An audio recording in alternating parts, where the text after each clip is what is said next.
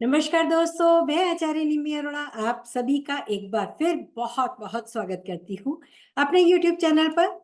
मित्रों, हमारी राहु की ऊपर जो चल रही है चर्चा, आज विशेष रूप से आपको राहु के प्रैक्टिकली आपकी लाइफ में क्या संबंध आते हैं, क्या वो आपको रिजल्ट देता है गोचर में, क्योंकि आपकी कुंडली में तो वो रहता ही है, दशा में भी हो, गोचर में भी आपके ऊपर प्रभाव डालता है। तो कैसे वो प्रभाव डालता है? राहु तो हर 1.5 साल बाद आपकी किसी ना किसी राशि पे आ जाएगा। तो आज हम उसके लिए चर्चा करेंगे, साथ ही हम देखेंगे उसकी दशा, महादशा, अंतरदशा के फल, और आज मैं आपको उसके उपाय भी बताने वाली हूँ। तो मित्रों, यदि आपको मेरी वीडियो पसंद आती है तो प्लीज आप इसे लाइक सब्सक्राइब अवश्य कर दें। आप व्यूवर्स के लिए मैं अपनी मेहनत करके वीडियो लाती हूँ, इतने सब्जेक्ट में आपके लिए लेके, और आप ही के चार्ट पर एनालिसिस का भी देती हूँ। तो प्लीज लाइक एंड सब्सक्राइब और उसके लिए बेल आइकॉन भी दबा दें। और हमारी जो 7 मई से क्लास होने वाली है, आपको बता दूं, कुछ स्टूडेंट 7 के जो मंडे ट्यूसडे पढ़ रहा है 7 को, तो वो वीकेंड पर क्लास लेना चाहते हैं। और भी स्टूडेंट जो वीकेंड पे आना चाहते हैं, वीकडेज में नहीं आ सकते, वो भी हमसे संपर्क करें। तो शनिवार के दिन भी ये क्लास चलेगी। तो आप मुझे 9810413384 पर क्लास के लिए या कंसल्टेंसी के लिए बाय पेड सर्विस आप संपर्क कर सकते हैं। राहु महादशा, राहु में राहु की महादशा, ये आपको हकीकत में सांप के दर्शन कराती है। मित्रों, मैंने भी किए हैं। आप कहीं जा रहे हो, अचानक से चाहे छोटा सा सांप आ जाए, चाहे आपको आपके रास्ते में चलते हुए निकल जाए, अचानक से सामने आ जाए, तो समझिए महादेव की कृपा है जो आपको हकीकत में सर्प दर्शन हुए हैं। ये राहु की दशा 18 साल की होती है, तो परिवार में किसी की मृत्यु का संदेश भी देती है इन 18 वर्षों में। अब आप ये समझ लीजिए कि राहु की महादशा किसी की पहले आती है, किसी की बाद में आती है, तो परिवार में जब भी आती है, किसी ना किसी की मृत्यु का संदेशा अवश्य लाती है या अलगाव लाती है। और यदि व्यक्ति की आयु, चाहे वो बच्चा भी है या जवान है या उम्र कोई भी हो, ऐसे व्यक्ति को अनेक प्रकार की कुसंगतियां भी प्राप्त होने वाली होती हैं। यानी कुछ ऐसे लोग अपना मशवरा देना शुरू कर देते हैं, आपके इर्द गिर्द आ जाते हैं, जिनकी संगति अच्छी नहीं होती, जो आपके लिए शत्रु समान है। अब ये आपके राहु पर निर्भर करता है, कुंडली में योग कारक है या अशुभ भावों में बैठकर आपको अशुभता दे रहा है, जिसके कारण से आप कुसंगति में फंसेंगे या नहीं फंसेंगे। ऐसे व्यक्ति जो वेजिटेरियन भी होता है, तो खाने में उसे मांस मदिरा का सेवन भी भाता है, या कोई मांसाहारी ना हो तो उसके सामने ऐसी ऐसी पार्टियां, ऑफिस की या मित्रों की या परिवार में ऐसी पार्टियां होती हैं जो खाने पीने वाले लोगों की होती हैं, और व्यक्ति अपना अलग से कोल्ड ड्रिंक लेकर खड़ा होता है क्योंकि वो खाने पीने वाला नहीं है, लेकिन उसको संगति ऐसी आगे से मिलती है। व्यक्ति को राहु की महादशा में ऐसी ऐसी संगतियां प्राप्त होती हैं। अब वो उसमें फंसेगा या नहीं फंसेगा, ये कुंडली के अन्य ग्रहों पर निर्भर करेगा।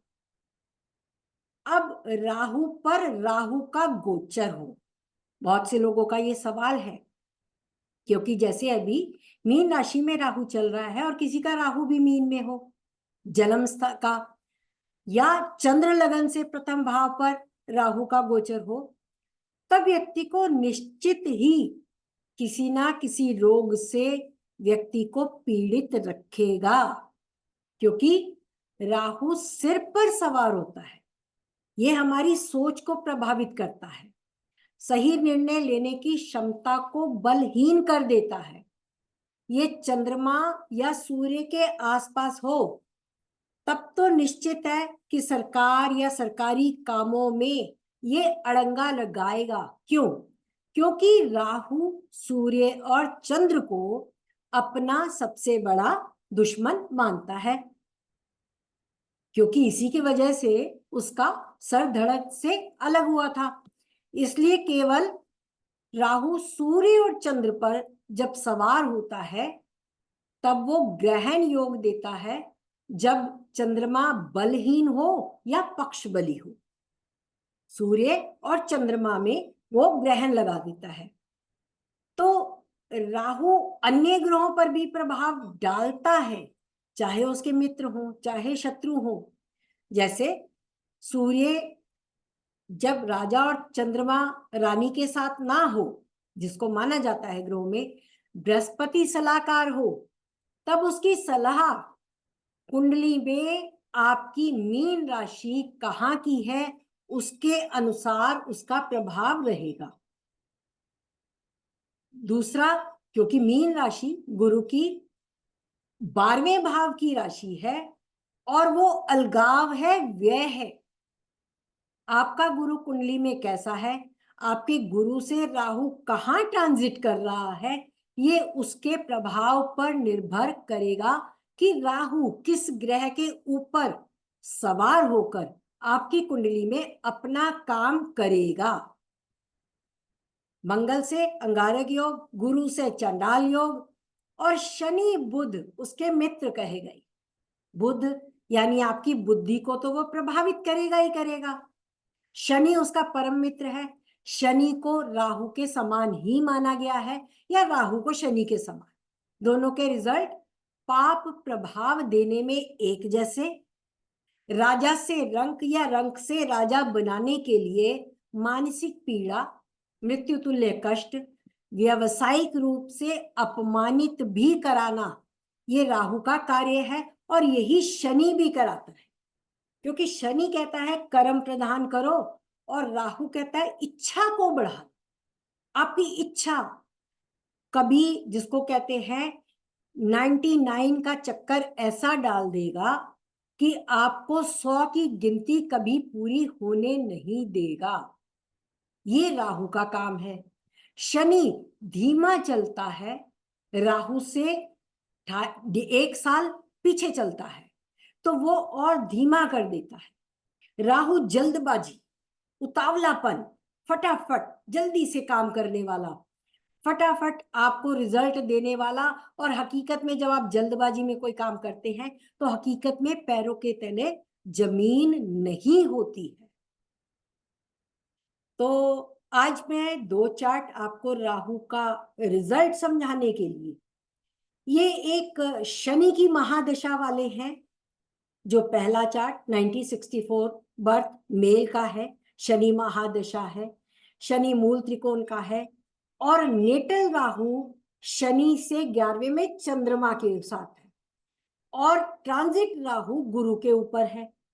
अब राहु ने गुरु का भेष धारण किया हुआ है। गुरु यहाँ पे दशमेश भी है।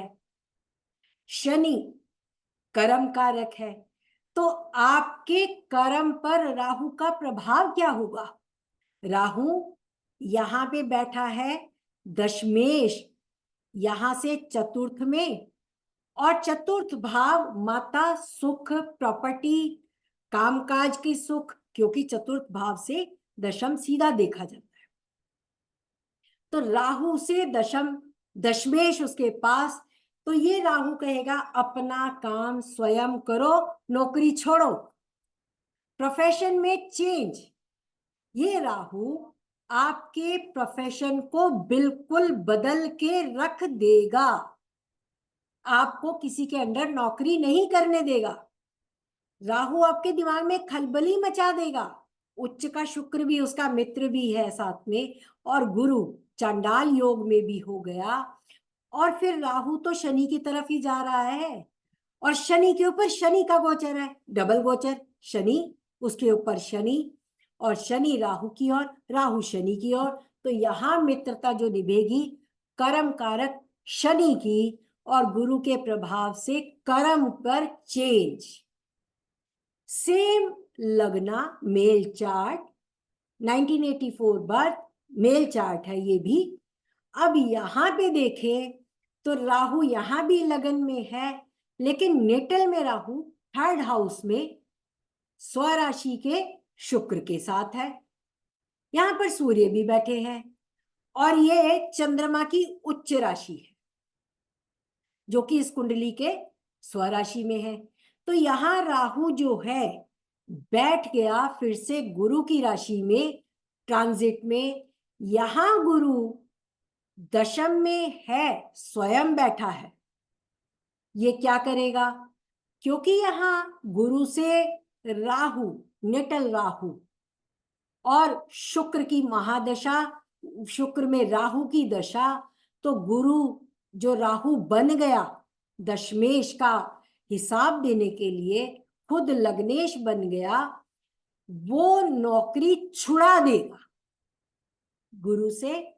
शुक्र और राहु दोनों दशम भाव से छठे में है। यहां राहु परेशानी पैदा करके ये नौकरी छुड़वा देगा। इस समय इनकी नौकरी छूटी हुई है। ये मेरे पास कंसल्टेंसी आई है और मैंने उनको बोला तो उन्होंने बोला बिल्कुल वो नौकरी छोड़ रहे हैं।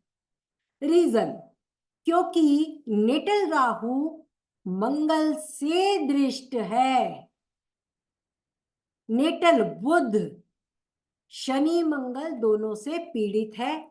तो ये इन पर हाइपर टेंशन की प्रॉब्लम चल रही है। मेडिकल स्टेज की वजह से इन्हें नौकरी छोड़नी पड़ रही।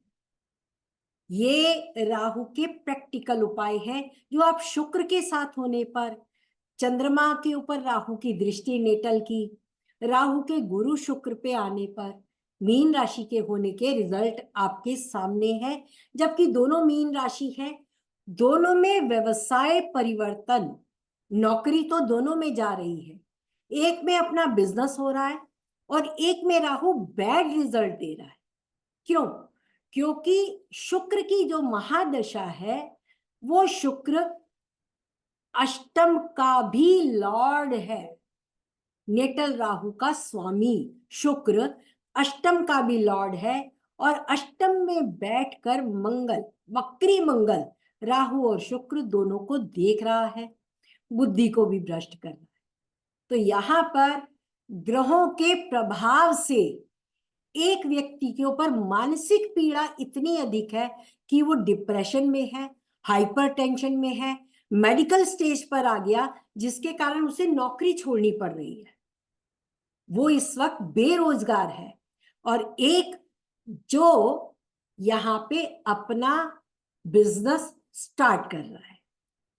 अब आते हैं उपाय पर। राहु की महादशा चल रही हो, राहु अशुभ फल दे रहा हो या शुभ फल, तब भी काल भैरव की उपासना, माँ दुर्गा की पूजा और हनुमान जी की उपासना राहु की दशा में अवश्य करें।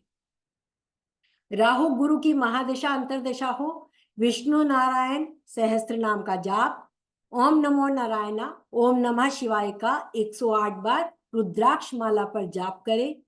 साथ ही नारायण कवच के साथ नील सरस्वती माता की आराधना करें।